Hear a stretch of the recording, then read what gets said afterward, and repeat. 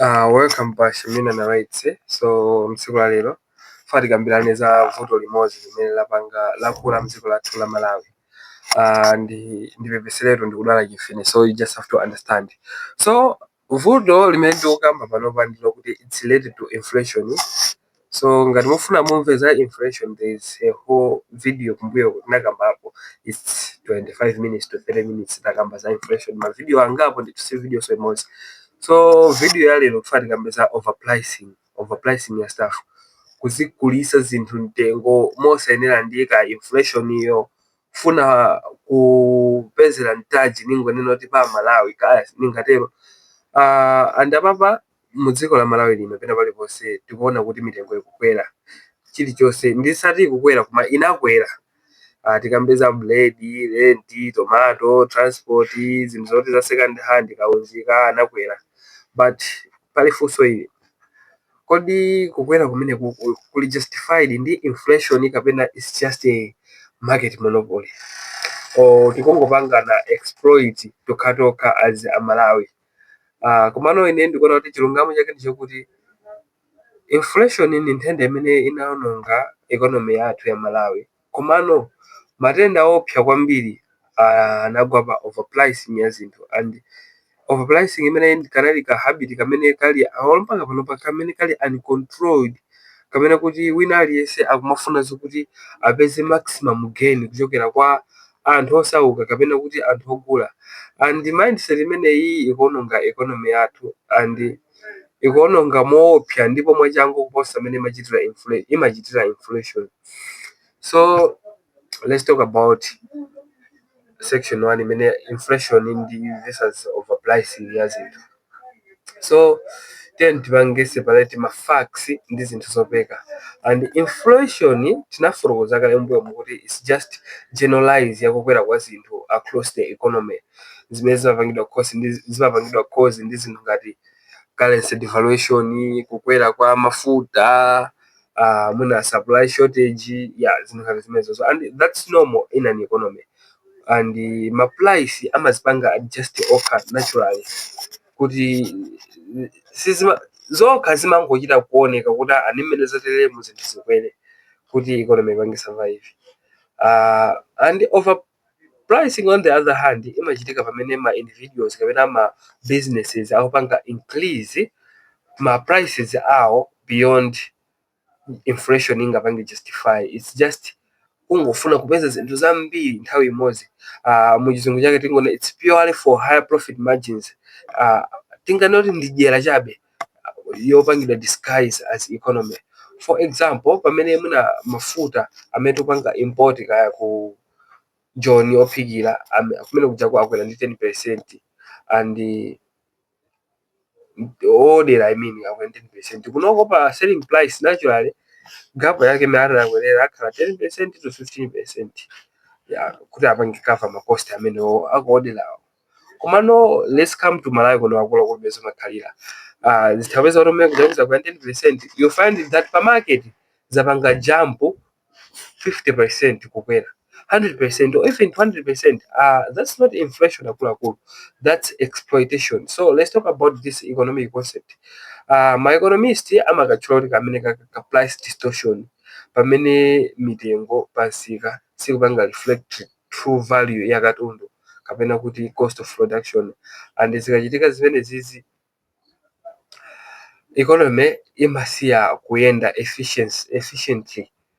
And number 2, I should talk about this thing. Kumalawi kunoko ndapanga notice kuti rent the biggest price distortion. Akulu rent ikukwera modabwisa kwambiri, and munaso moposa ndi mmene inflation ingapange justify makamaka amene wathaunira rent ya manyumba, ma compound, ma office, zinthu zimenezi. Kunoko Malawi kunoko rent, it has been the dangerous form of overpricing.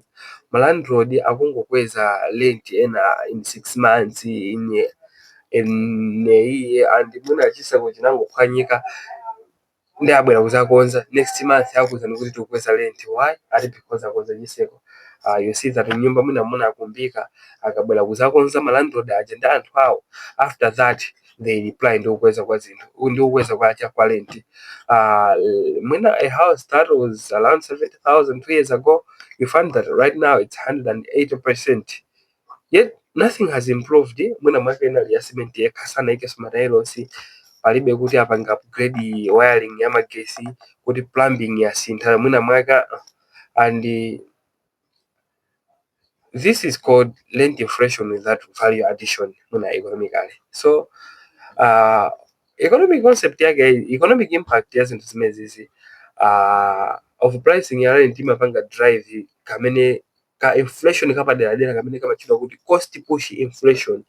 Kamene kamapangisa ma business apangidwe force kupanga increase mitengo yawo kuti apange cover ma rent yawo, and ka increase kamene kama pangidwa pass down kwa ma consumers akakamile mwake ni ma rent ama business kuti apanga rent zima offices ma warehouse zina zake kuweza kumene kuchako ndi kuti katundu akweneka sata akwere.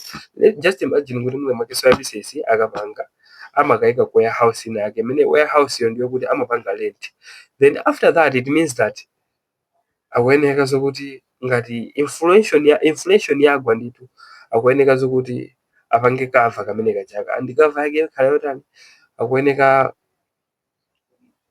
services kuja amukweze mtengo sinanka kwa warehouse kuja kwakwera mtengo ndendama zipeza kuzolipira. That's cost push inflation. So sekwemene imankhala ngati kungopitirabe and mitengo imakwera paliponse, even akatundu amene mathakuona kuti akomatu sizi kugwirizana. You find that kuti uonesese ulowe kuzenjeko bwinobwino uona kuti kugwirizana kulipo ndithu sinanka mwina umango yangene apa mwamba kumana ukati upise you see that kugwirizana kulipo ndithu. And mmene momwe ni mmene ma business ang'ono amafera chifukwa lese kumalawi kuno anthu ambiri amene amapanga ma business society mapanga, because I don't do business right now. Amene amapanga ma business ang'ono kama matelala mababa shop anthu ma grocery ang'ono sangapange survive pamene rent yawo yokuja ma profit, and zimene zimangisoti ma local business apange collapse, unemployment ikwere, zinthu zobwera zipange dominate, ma imports apange dominate, and local money sipanga flow mu economy bwinobwino. So let's talk about how overpricing destroys the economy, and kufotokoza papa muna mwake sidifotokoza in detail kwambiri chifukwa chokuti izinthu zikhala zofananirako zina zimene tinayi kamba mbuyo mu video ya inflation. Chinthu choyamba nchokuti zimapanga reduce purchase power. Pamene mitengo ija yakwera mopanga zoti sungapanga just yakwera chifukwa chajira, people's income can buy this chifukwa chokuti ndalama yomwe ija ipita ku rent imene ili yambiri kochepa kacha akweneka gule zinthu za secondary. So zimapangisa kuti demand igwe, imene ma economist amachitwa kuti a reduction in real purchasing power. Mphamvu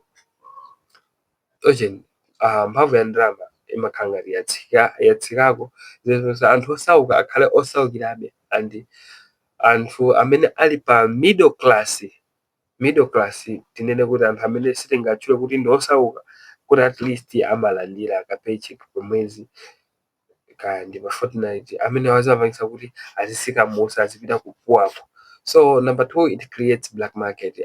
When official prices are high, imene tinakambira muja anthu amakhala kuyang'ana for cheaper alternatives, ndiye kuti zimakhazi katundu zobedwa zija katundu wa fake mwina mwake anthu ena kuti ma informal sellers paja pali zinthu zina zake zokuti lese ngati mankhwala you have to buy kwa licensed pharmacist, usagule kwa wina aliyese, usangoti pa grocery mukagula muzagula zokupha. Then pachifukwa imene yote zinthu zimene za formal sizikufikirika anthu amakagula zinthu ngati zizi kwa ndani, kwa ma informal sellers. So mwaona kale risk yake nde izizi zimapha ma business amene ali aformal zimapanga chifukwa ma business aformal aja amabweresa sonkho, ndiso ndi azilizazi zimapanga reduce tax revenue. The government imaweza zoti kupanga collect ndalama zimene zizochepa zimene zotanthauza kuti ma services amachepa anthu osapanga safa amachuluka. And number 3, ndi zimapangisa kuti demand ikhale destroyed. Ma customers akazotha kupanga afford ma goods, they simply stop buying. First mungagula chinthu chimene simukuchifikira. And ma business amene amapanga demand on volume like ma shop akuluakulu or anthu ogulisa zakudya amapanga collapse. Zimenezi ma economist amayitcha kuti demand destruction. Pamene zachitika izizi anthu ogulisa zinthu amaluza pachifukwa chokuti sikuti zinthuzo azigulisa mantengo ochipayi, komano amaluza chifukwa chokuti palibe munthu amene angagule katundu wawoyo. And number 4, zimapanga discourage investment. Remember tukamba za ma effects which in overpricing. Overpricing imapanga create instability pa discourage by investment. Zimapanga create instability and ma investor amafuna market yokuti izikhala predictable. Let's say like the US economy timaita kuzoza kuti vakakhala ka disagreement kena kake economy isika pang'ono, komano kwathu kunoko the economy is unpredictable. So ngati wina aliyense katundu yomweyo akuyika mtengo wake umene akufuna agulise, ma investors amaopa uncertainty imene, so amatenga ndalama zawo kumapitisa kwina kuti ife sitingakhale kumalawi kwakuti zinthu zake sizikuziwa zimene zikuchita. That's why dziko lathu lino la Malawi likupanga struggle kuti lipange attract ma local and foreign investors, because for you to invest you have to understand, you have to know kuti mupange feasibility test and ndi condition imene tayipanga create kumalawi kunoko yokuti tikupanga overprice stuff. Feasibility test yonse imakhala chinthu chovuta kwambiri. And chinthu chomalizira nchokuti zimapanga lead ku informalization ya economy. Economy kani pamene mitengo ikukwera kwambiri, people stop using the formal system. Zinthu za formal timaziona ngati zinthu zochedwetsa. Amapanga anthu avoid mabanki, amapanga anthu avoid ma registered markets, and amapanga anthu avoid ma proper taxes. Wenese amafuna azipanga operate zinthu zake ma shadows, kugulisa mwina ma street kapena kugulisira ku nyumba kokuti the government can't benefit. Amapanga wenese avoid ma receipt. Tikuziona izi mulimbi muja tipagula katundu panopanso anthu ogula fendaji pafika pozilowera, ndigula phone, ndigula mouse without receipt. But at the same time you see that it's the Malawi government which is suffering. Komano muna mwake ukugula kachinthu akaka opanda receipt, mwina pachifukwa chokuti at least ndikagula pantengo otani, pantengo ochipa. So yeah, menanela muja kuti ma economist akuichira kuti informalization zimapanga weaken national development, dziko silitukuka. You know kuti the morality ya zinthu izi ndi it's morally wrong. Or tikapita ku business ethics, tikapita ku Chisilamu, tikapita ku Chikristu, tikuziona kuti it's morally wrong. Komano pamenepo pa ethics tisachidwepo kwambiri chifukwa chokuti it's a straightforward issue. Tikuona kuti tikuononga economy yathu which is ethically wrong and trust ikuchoka patokatoka. Nde tikambeno za ma long term consequences za zinthu izizi. Tinene chilungamo apa, if we continue this way, Malawi ipanga face long term collapse from within, osati from external pressure kuti tizinena kuti tinali pa nkhondo. Mwina nkhondo yajera atokatoka kuti awali ndi jera afuna apeze zinthu zambiri nthawi imodzi. Andiso zimapanga structure kuti ikhale ya weak. You can relate mu nyengo zimene takhala tikudusa mwina mukanthawi kochepa kambuyo. Panopanso sitikutengana kuti we are completely healed. We are in the informal economy. So ma long term effects watukamba za income inequality, pamene gap ya anthu olemera ndiyo osauka imakulabe chifukwa chokuti anthu olemera afuna zingopezerabe mtaji pa anthu osauka, azipanga accumulate zindalama, zichuma zambiri, katundu ambiri, pamene working class ikuluza. It's number 2 is currency instability. Pamene ma domestic goods apangidwa overprice, people prefer ma imports. Zimene zimapangisa kuti currency yathu azifuna foreign currency mdziko muno azifuna anthu ambiri kuti tipangeni zinthu zimene zili zapanjazi, at least chifukwa you see that zinthu zimene zili zakunja ndi zakumalawi kunoko zikuchipa ndi zinthu zimene zili zakunja, and you tend to wonder why zimene zipangisa kuti forex ijayiziso, because anthu ambiri they prefer kuti akagule chinthu chakunja ndi forex yochipa chiri nayochi. So number 3, it's low productivity. Overpricing yakuluakulu imapanga discourage consumption chifukwa chokuti ngati zinthu zikudula, you prefer cheaper or another low budget alternative zimene zimapanga reduce demand ikangopanga 4 ma business amapanga produce zinthu zimene zili less. So that's how tinazimanga trouble manova in a low productivity economy. You see that in China pali ma neighborhood ena aka kuti kumpanda kuna kulikonse kuli company, because staff zawo zija ndizochipa and amapanga zinthu zambiri anthu amagulisa, because if I'm selling this thing 5,000 wina akugulisa 10,000 anthu adigula ineyo, and at the end of the day you see that kuti ndapanga zinthu zambiri zagulisidwa wa 10,000 uja apeza ndrama inde komano agulisa zinthu zochepa, komano in a long run ndikupanga ndrama zambiri ndine. So china chimene ndisachiwale zimapanga create brain drain. Pamene achinyamata ku Malawi apanga realize kuti sangapange afford life, basic life they live, and mwina anthu amene anakatha kupusha dziko linoli amatha kuthawa kupita kunja pamene dziko lathu lino likupanga remain behind. So what's the way forward? We have to have a solution about, so we can fix this. It starts with each one of us, and you know, a fair economy doesn't count from the government policy alone. It starts with the citizens choosing ethics over greed. Business. So solution number 1, it's fair pricing kaja akula kulten zinthu tizizigulisa pa mtengo wabwino kuti business yanu ikali sustainable, ziguliseni zinthu pa mtengo wabwino kuti mukamugulisa zinthu modula. In a long run, people will find a cheaper alternative. Business yanu ijaiza fa paiba meta zafuna kugula zinthu kwa inu fanya zinthu zanu madulisa.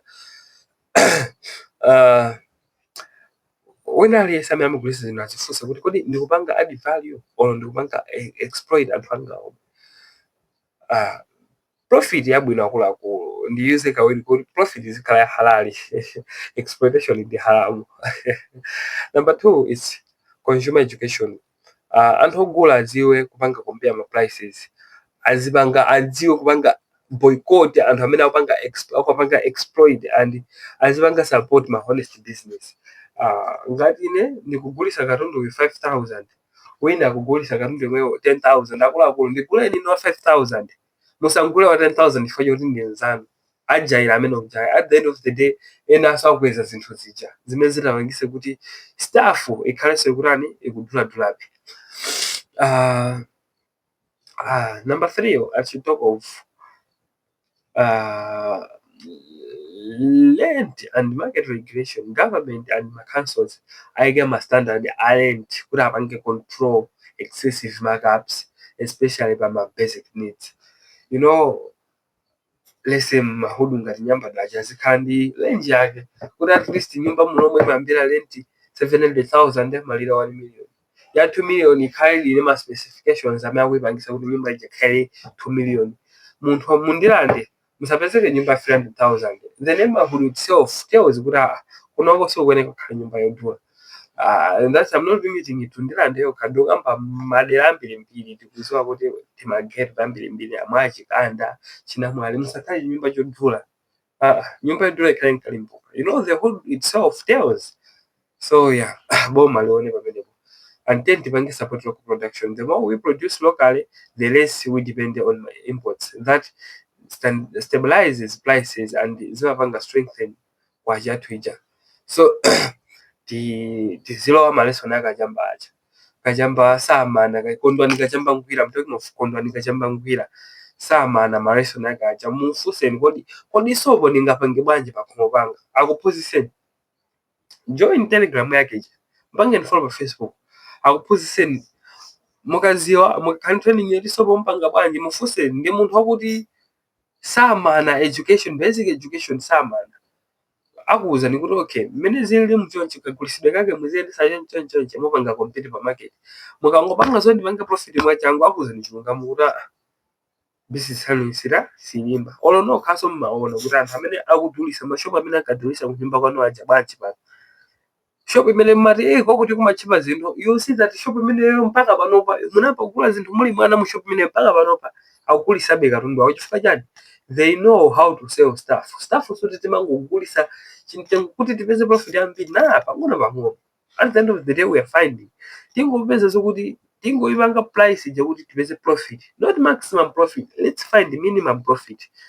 And number 5, it's a national mindset shift. Let's stop thinking about my profit at all cost. Then tipange accumulate chuma mwachilungamo.